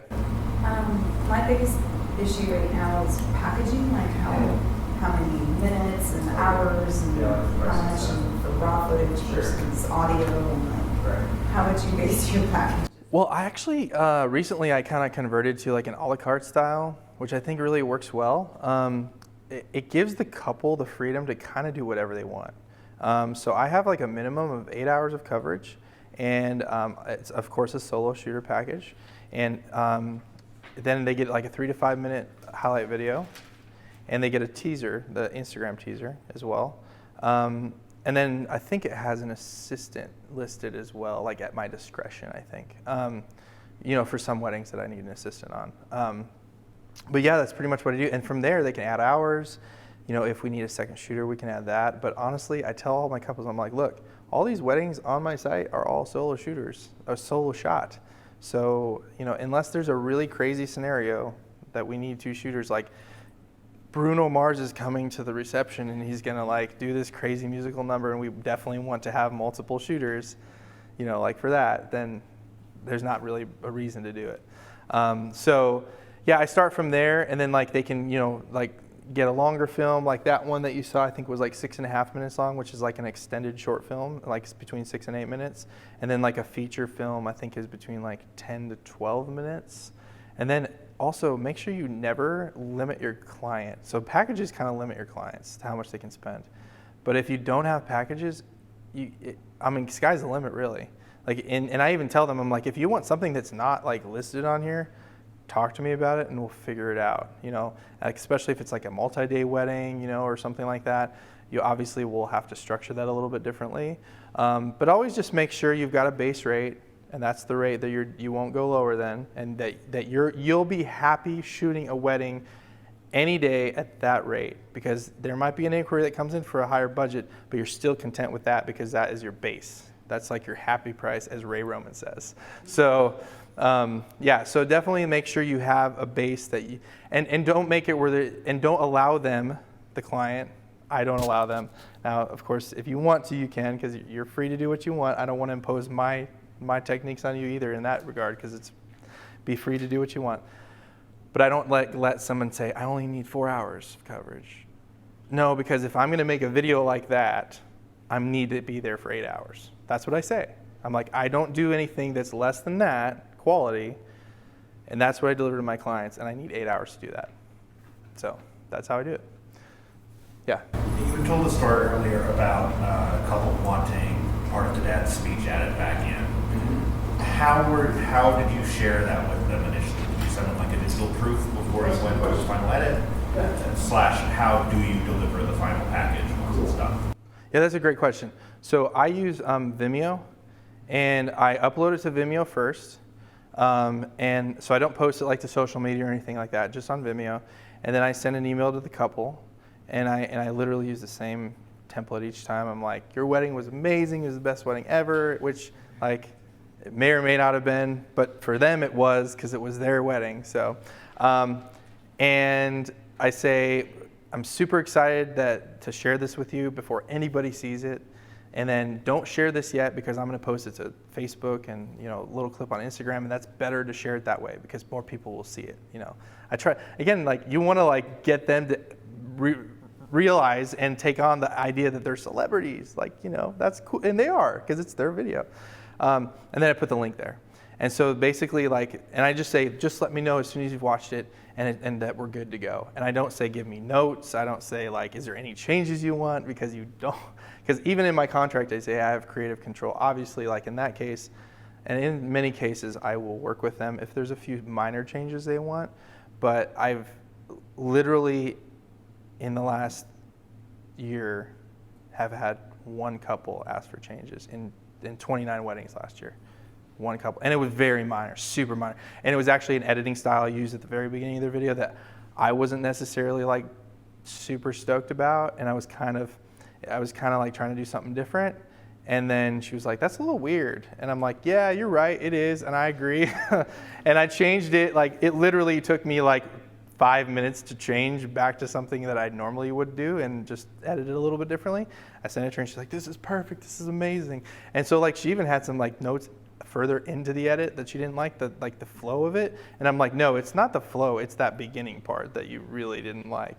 So I just fixed the beginning, and then the rest of it left the same, and she was just like super excited about it. So yeah, so I just present it as like, this is your final product, and you're seeing it because I want them to see it first. I don't want them to find out about it on Facebook. I know some people do that, but I'm not into that. I'd rather them have a private moment. And I've even had some couples, like I try to get them to like record a video of their reactions while they're watching it or something, you know, kind of fun stuff like that. I haven't had any that are like over the top good and good enough quality to like post on my social media, but that's another thing you can do is like have a reaction video thing for your social media, which would be really cool. So anyway, good question. Yeah? So in follow-up to his, like once you put it on Vimeo, do you give them anything, any digital files or anything, or is it, what do you do from there? Yeah, that's a good question too. So like now what I'm doing is digital delivery, which means they can download it directly from Vimeo at the highest resolution that is possible, like the original resolution. I do also offer like USB, Blu-ray, DVD, things like that. And actually, as of last year, I was delivering everything also on USB, but now that's kind of like an upgrade as well, because I like the digital. Most people just want digital delivery. There's some couples from last year I haven't sent their USBs to, and they have not asked for them. They don't care. Like, they've got the digital copy, they've backed it up, they're good to go. So, and of course, like there's raw footage and other edits they can get, and I don't digitally deliver the raw footage because that would be like 300 gigabytes of stuff. I put that on a drive and send that to them. But like for all the other stuff, like ceremony edits, dance and speech edits, things like that, the teaser, like those are all digital delivery. And it's cool because on Vimeo, you can just select it to be able to be downloaded. And then once they download it, I just deselect it so that people can't go steal my stuff. Remember how big Vimeo allows it? You can't obviously do raw Vimeo, right? For them to download, right? I don't do raw footage there. Yeah. No, just the file. Like with your packages, is it, I know you do like the short video, do they ask for the ceremony or is that separate pricing? It's a separate cost, yeah. And I would say about 50% or more of the couples order the ceremony.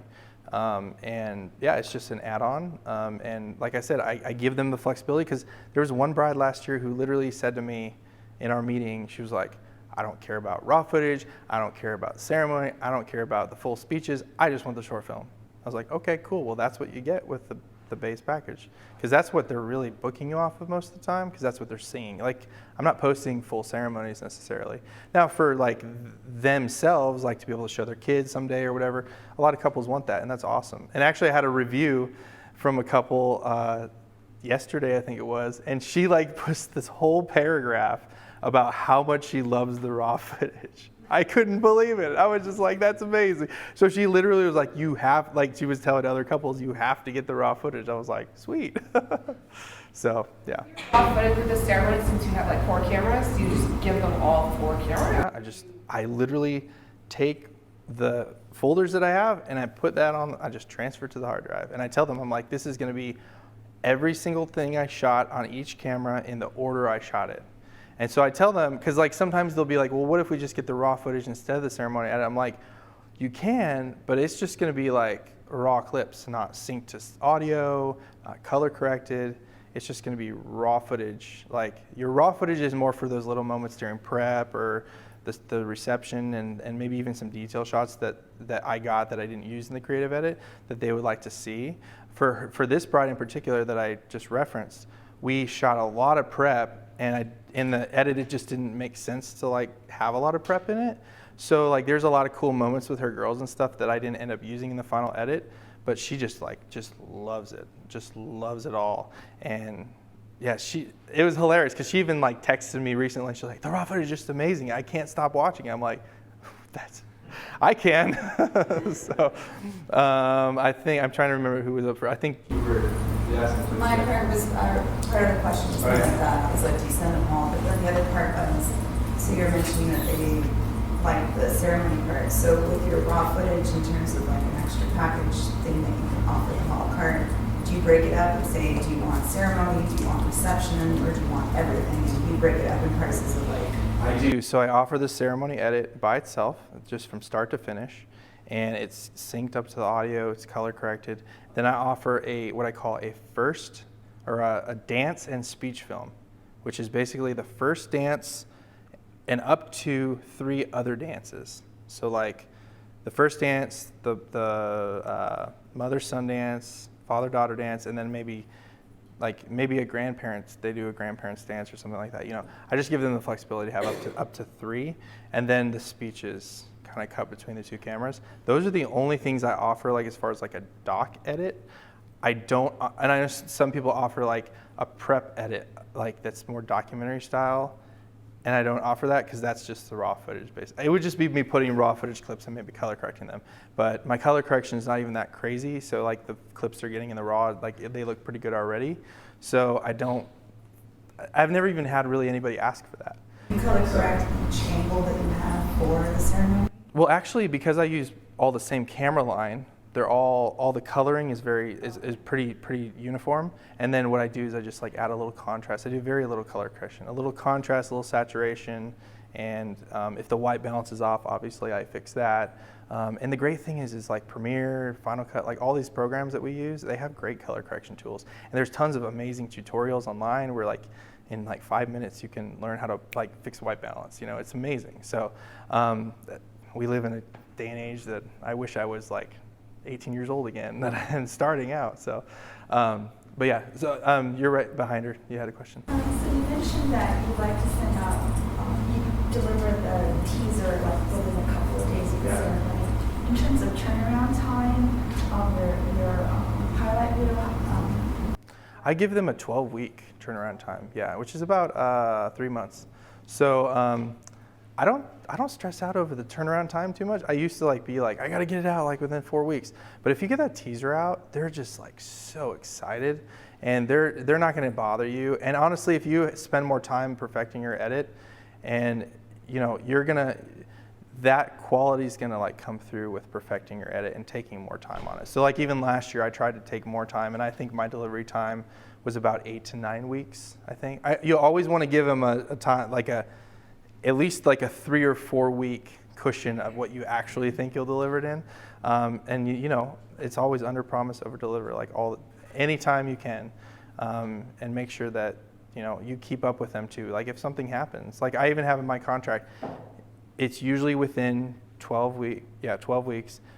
But if it's not, I will reach out to you and let you know what's going on and things like that. Just so you give yourself some flexibility, like if a family emergency happens or something, you know, like you just never know. Life happens. So anyway, yes? Do you do interviews with the guests where they're kind of wishing them well or talking about life? No. And you know, it's interesting because I don't offer it, and because most people book me off my work. I mean, that's never in my work. So I don't even have, I've literally never had any person ask about that in any inquiry, like ever. Because it's just not something that I ever post or show. Like I think if you post the work that you want to do, that's what they'll book you off, and that's what they'll want, and that's what they'll expect. So, yeah, Mike.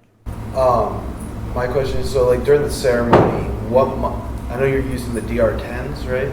Yeah. And are you just miking the groom and the officiant, or are you doing the bride also? No, just the groom and the officiant. And this is really important too.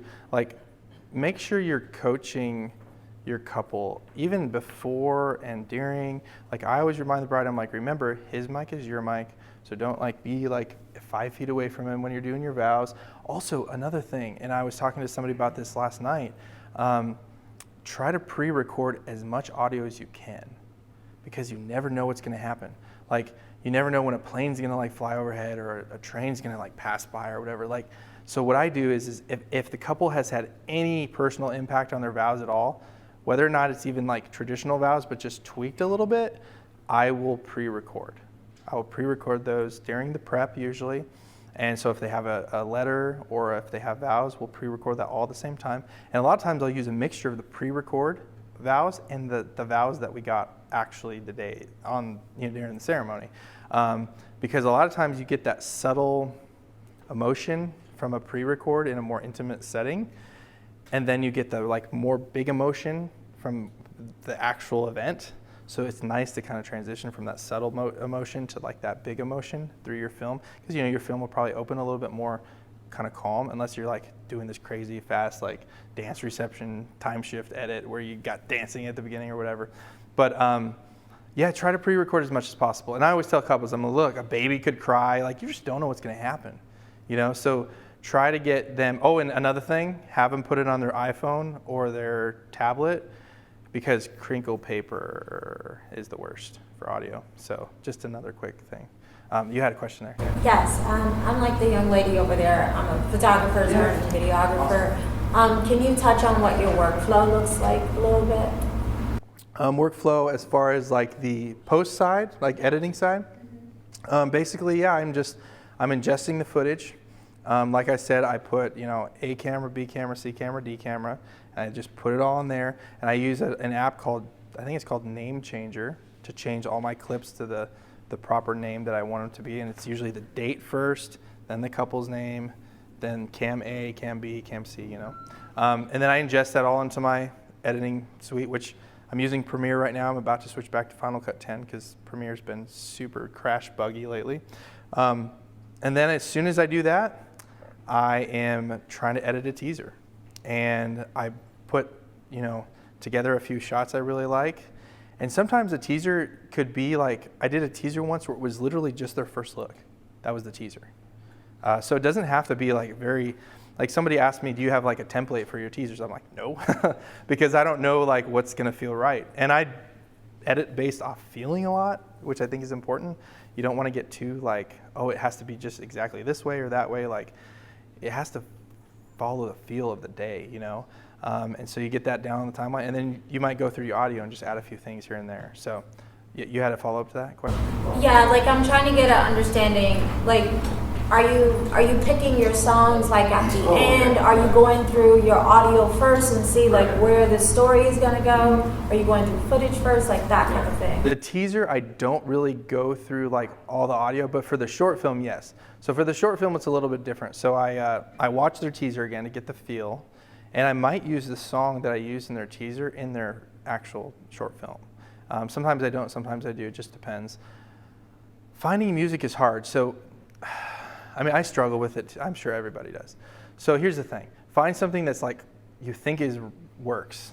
And then it might not work later, but at least you've got something to start. So like, I remember when I was writing, and I still love to write, but writing scripts and stuff, it's like, you just got to put the pen or the pencil to the paper and just start. Like, it's not going to be good at first maybe, but you just got to start, and start, and then you can go back and refine it later. That's kind of like it is for music and editing for me. Like, I just start doing it, and I put some audio clips. And honestly, like I'll add audio clips later, like when I'm almost done with the edit. But I'll try to add some audio clips to tell the story. You know, I'll listen through almost everything. But because you're shooting all these weddings yourself, if you're solo shooting or whatever, you'll probably remember like the best moments immediately when.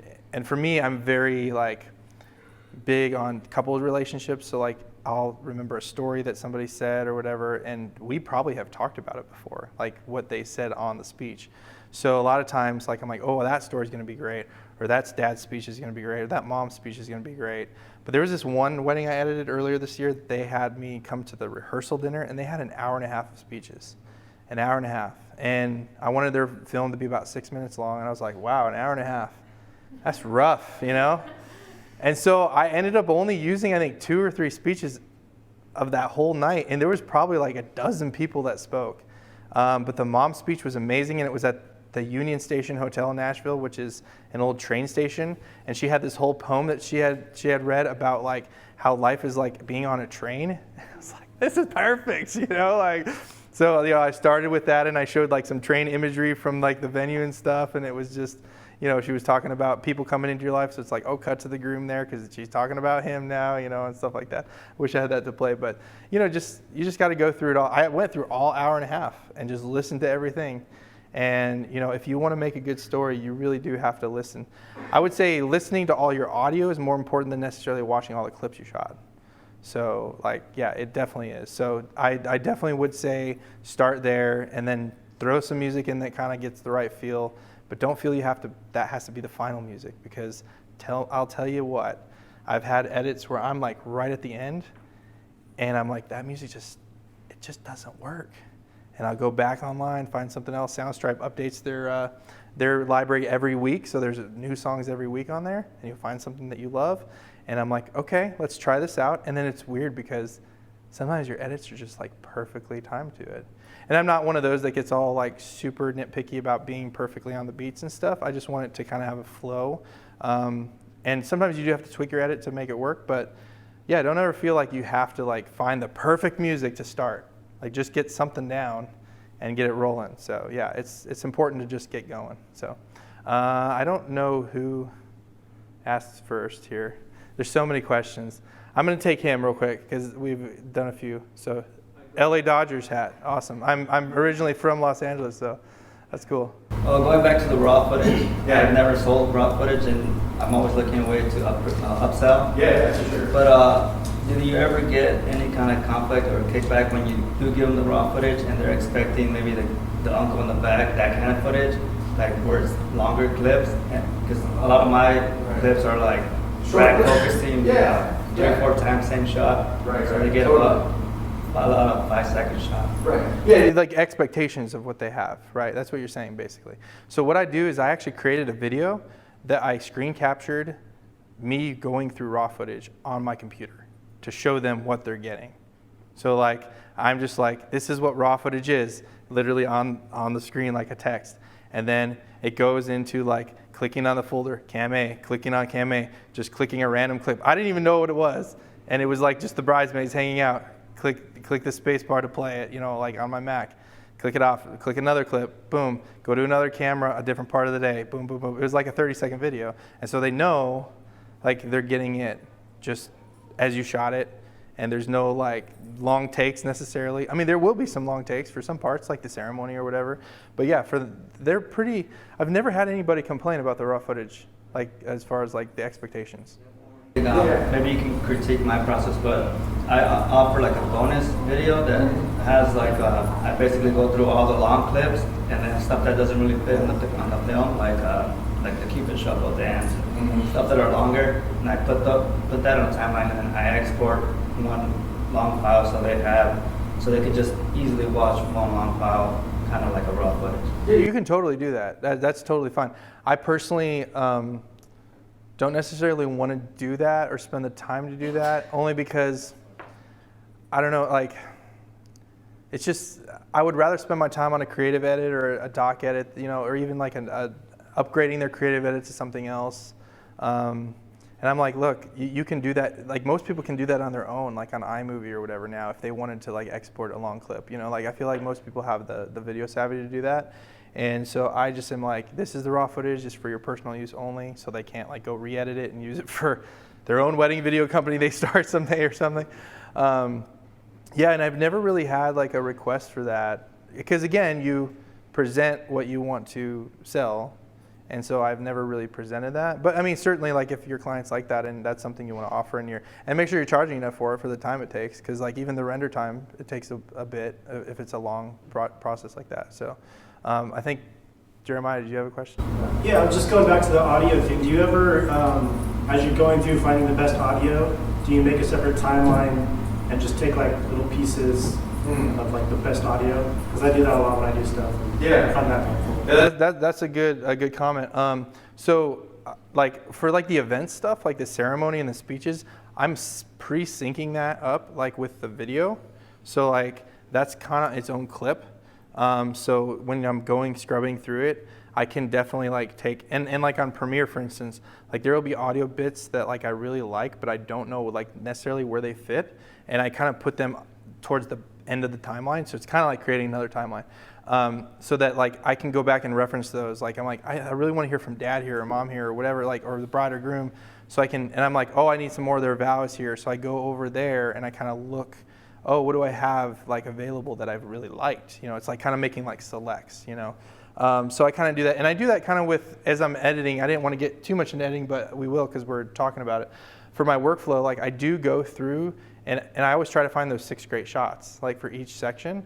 And I'll pop those on the timeline, just kind of like get them all down.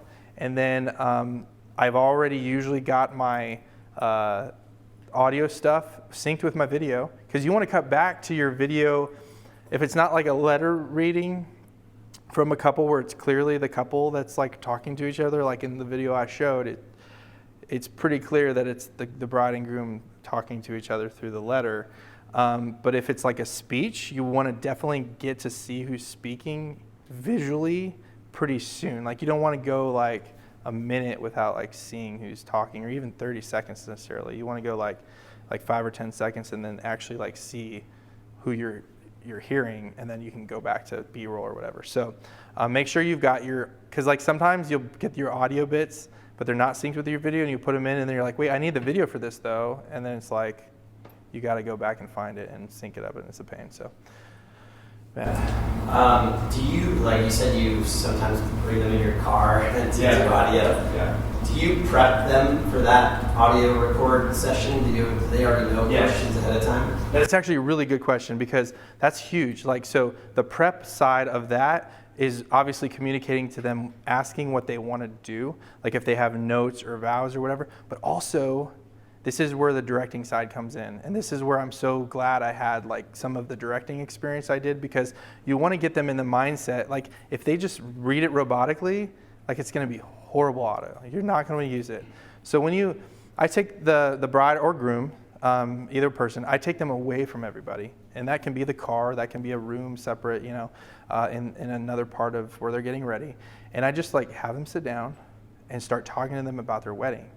And just like, how are you feeling? Like, are you excited? Like, I'm sure like you're kind of like got some nerves going. Like, this is before we record anything. And they know we're in there to record it, but we just start talking. It's getting them comfortable.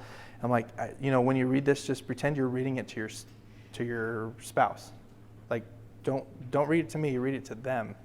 And I also remind them, I say, even if they know that I'm not filming video, I say, this is just audio only. Remember, we're not shooting you, because people get all self-conscious about that, you know. And even if they know that I'm not, it's another thing that just adds a layer of like comfortability for them. And then I don't even like make them hold the mic. I'm holding the mic, and I always look away from them while they're reading it. Because like if someone's staring at you while you're reading something, you'll be even more self-conscious. So that's another thing I always do. So also, I wanted to bring something up real quick. I'll grab your question in a second. One thing that I cannot stress enough is the best way to learn, especially out on the field shooting. Like, it's great to have concepts and all this kind of stuff, like education stuff is great. I love it. But if you can get to be an assistant or a second shooter for somebody who's really, really established and who's been doing this for a really long time, that is by far the best way. And all their styles and techniques you're not going to necessarily do, but just getting the flow of the day. And like, I personally, Matt Sutherland over here, he is my guy who got me into wedding films, and he hired me to second shoot for him. And I was like, what is wedding films? I have no idea. I'm used to short films and stuff. And I remember the first thing I shot for him, I didn't use a tripod. It was horrible. He's like, Brandon, use a tripod. Always use a tripod. And so like those kind of little things that you don't necessarily think of, especially if you're even coming from like a photography background. Like, well, why? Like, you're used to not shooting with a tripod. You're used to just, holding your camera and doing stuff. And like just little things throughout the day that people with a lot of experience who have been doing a long time, like you've probably shot 200, 300, 400 weddings by now, or more than that even. So, people like that have tons of experience, have seen it all. Like, those are the kind of people you need to really like attach yourself to and like learn from, and be like, I'll come assist for a day. You don't even have to pay me. Like, I just want to learn stuff, and having openness. I think for the most part, like wedding filmmakers and event filmmakers are pretty open. Like, I think that community in general is pretty open. And I've even reached out to people that like I really respect now, and I'm like, hey, can I come shadow you or whatever? And like, they're like, yeah, absolutely. I was at Ray Roman's workshop last week, who's a brilliant filmmaker. He's doing the most high budget films you can imagine. And he's just open about his knowledge. So take advantage of that and learn, and that's the biggest thing you can do. Like, you can go to tons of classes and all these cool slides or whatever, but like honestly getting one-on-one with people that are like really experienced and being there when they're shooting, that's like the best training you can have. So anyway. Add to that, I mean, he's a phenomenal filmmaker, and I was lucky to have him, but truthfully, like, I would sit, and even if you have a chance to sit and edit with somebody, it's amazing how much like I learn from anybody who's like, wait, B is blade? I didn't know that. Yeah. Well, like even quickies or like things that little things like that. Yeah. And edit your own work if you have a chance, because you'll notice every mistake you make. And because if you give it out to an editor, you won't see what you're doing wrong, because you can fix a lot in editing, and then you won't get better. Yeah, that's the thing. Yeah, you learn from your mistakes. Like when you're watching back your footage and you're like, oh man, that's horrible. Like, why did I do that? Like, keep that in your mind when you go to shoot another wedding. And also be inspired by things that are not weddings. Because I think a lot of times as like wedding and event filmmakers, we kind of get like where we're just watching wedding videos all the time. And like we're like comparing our work to other people's work, which again, like everybody's different with their artistry, and you can't necessarily go copy other people or whatever. Like, that's just not a good thing. You got to find what works for you. But even like on a recent film, I don't know if you've seen the Sicario 2 trailer. It's like coming out in theaters soon. There was a really cool moment where like it kind of just started with sound design, and it was like this guy walking on gravel, and it was like this really cool like feel and beat and pace. And so I had a wedding in South Carolina in December of last year, and there was some snow on the ground, and like very little snow, because in South Carolina it doesn't stay very long. But I had the couple do like the crunch snow shot, like I was like, we're gonna get your feet crunching the snow, and it was in slow-mo, so I didn't have audio, because my camera, when I shoot slow-mo, doesn't record audio. But I put Foley audio, and I literally started over black just with the crunch of the footsteps on the snow, and it was inspired by that trailer that I watched. And I get inspiration. I do love watching other wedding films and other wedding filmmakers, but I get inspiration like way more often than I do from like watching a great series on TV or a great film or whatever. So make sure you're like watching lots of films. If you're a filmmaker, watch films. A lot of filmmakers don't, which is weird. I don't understand that. I'm like, how are you a filmmaker? You're not watching films. Like, get Movie Pass. It's awesome. I'm not sponsored by them, but it's awesome. So, you had a question? Yeah, you said that you get ready all the, we must think when we're recording, we must think about the scene. We must shoot for edit. Shoot for the edit. Yeah. So, what was your question about that? You said the 120 frames seems weird since you are. Oh, you mean like, do I shoot the slow motion knowing in advance? It's like a trendy, right? Like everything now is slow motion. I mean, you could say it's trendy, or you could say that the technology has advanced that we can shoot it really well now. So like, I've always loved slow motion, like for like certain moments, and I mean, these are romance films, like really, like, and so now we have the technology that we can shoot beautiful slow motion. And I think that, so for me, like I only shoot slow motion during the couple shots. You feel it, right? What's that? Even feelings, even the romantic. Yeah, for the romantic stuff, I always shoot slow motion all the time.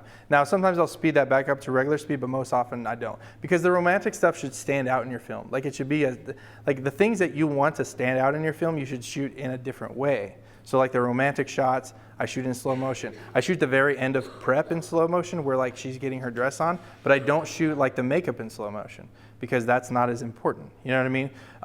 For the dances, a lot of times I'll shoot the first dance in slow motion, but I won't shoot the father-daughter or the mother-son dance because they're not as special as the couple's first dance. You know what I mean? So like, obviously like that's what works for me. I don't want to like impose that technique on you guys because you can do what you need to do. And you know, there's people that don't shoot any slow motion, and that's cool, and they make great films. But that's just how I do it. So you had another question. You said so you're shooting in slow motion in the camera, you're not doing a post. That's correct. Yeah. So I use the Panasonic GH5, and it does variable frame rate. So what's really cool about that is when I deliver the raw footage, the shots I shot in slow motion are still in slow motion. I don't have to convert those or anything so they play back to the couple like I intended for them to look. And even when I'm playing back, I might play back a clip. Like another thing, a little quick thing is if you have time, especially early on in the portrait session, like the romantic session, if you can get a really cool shot early on and show the couple and they're like floored by it, you immediately have their trust like to direct them to do whatever you want, basically, like except jump off a cliff or something. But yeah, like if you show them something that like is just awesome and they're just, especially the groom is like freaking out over it, you can literally tell them to do anything and they'll do it because you've got them, like you've got their trust immediately. And it just takes like one quick shot off the back of your camera. And if you have a camera that's able to do it where it plays back in slow motion, it's even more dramatic because they're all like, oh, it's epic in slow motion, you know? So anyway, yeah, I think we gotta actually wrap it up. But again, thank you guys for coming. We actually got through everything really quick and we had a lot of good dialogue. So this is stuff to keep in touch with me. If you want, you can email me. Again, if you email me and remind me, I will try to send like some of the stuff we talked about, like questionnaire. I can even send you the questionnaire like form on my website and you can even just like copy it. I don't care. Copy whatever you want. So yeah, thank you guys for coming today. I really enjoyed like the interaction. So thanks a lot.